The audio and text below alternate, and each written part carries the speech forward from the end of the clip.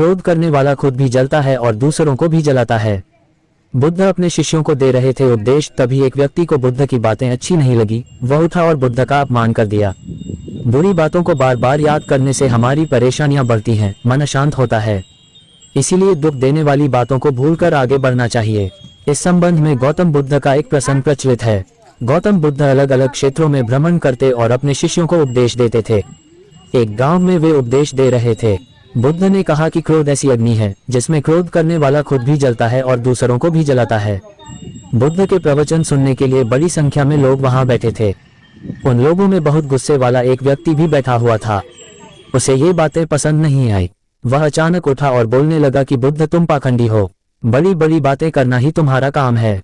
तुम लोगों को भ्रमित कर रहे हो। तुम्हारी ये बातें आज कोई मायने नहीं रखती हैं। व्यक्ति लगातार बुद्ध को अपमानजनक बातें सुना रहा था।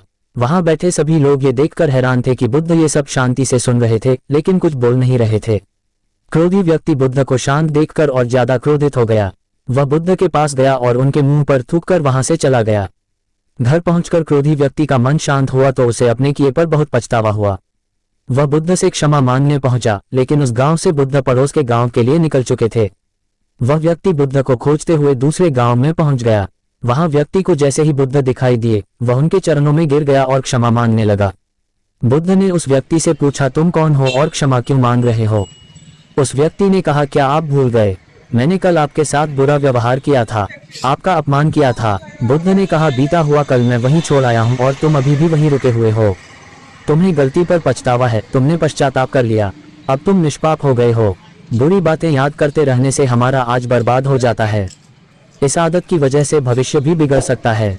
इसीलिए बीते हुए कल की बातों को भूलकर आगे बढ़ना चाहिए।